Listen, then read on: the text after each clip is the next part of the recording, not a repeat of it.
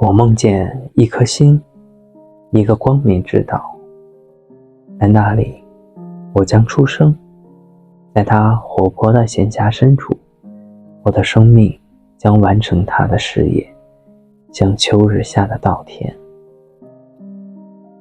今天过得好吗？久等了，开始我们今天的故事了。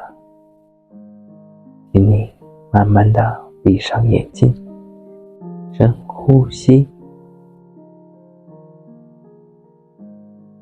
你现在周围环境是很安全的，吸气，呼气，非常好，保持深呼吸。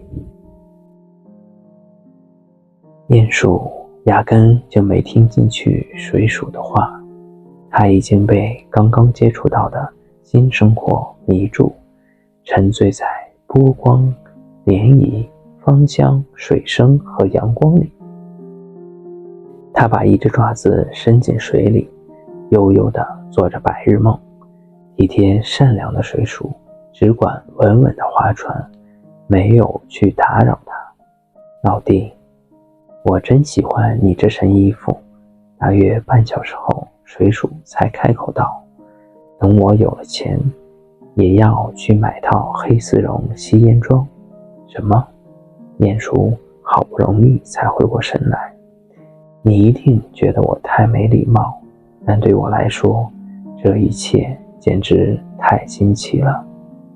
原来一条河就是这样的呀。是这条河？水鼠纠正道，你真的住在河里？这种生活多快活呀！我不仅住在河边，还跟它生活在一起，漂在河上，游在水里。水鼠说，对我来说，它是兄弟姐妹，是姑姑姨妈，也是朋友。它给我吃喝，还跟我洗浴，它就是我的全世界。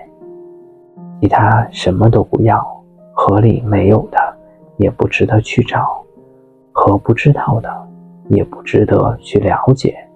主啊，我们一起度过的日子多美妙！无论春夏还是秋冬，它都那般有趣，令人激动不已。2月涨水时，地窖和地下室会灌满对我来说毫无用处的水，褐色的水会从卧室最好的那扇窗边流过，但等水退了，露出的一块块泥地便会散出栗子蛋糕般的香味，同时河道也会被冬青草之类的水草塞满。这时我就可以在大部分河床上溜达，不仅不会弄湿鞋，还能找点新鲜吃食，捡些粗心之人掉下船的东西。但这种生活有时候不会无聊吗？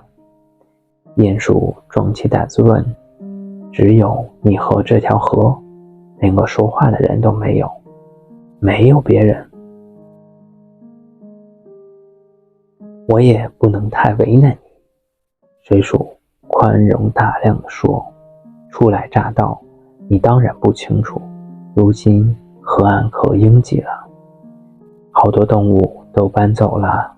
哦不，这里早就跟以前大不一样，水濑、翠鸟、泽鸡成天游手好闲，总想让你帮他们做点什么，好像别人没自己的事要忙似的。那边住着谁？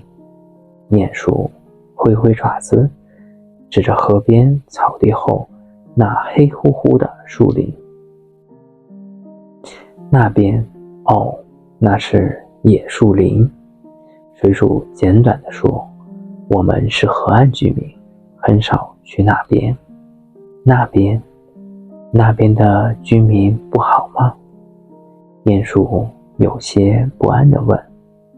水鼠答道，这个嘛，我想想，松鼠很不错，至于兔子，有些还不错，但它们有好有坏。保持深呼吸。今天的故事就讲到这里吧。此时此刻的你，现在已经睡着了。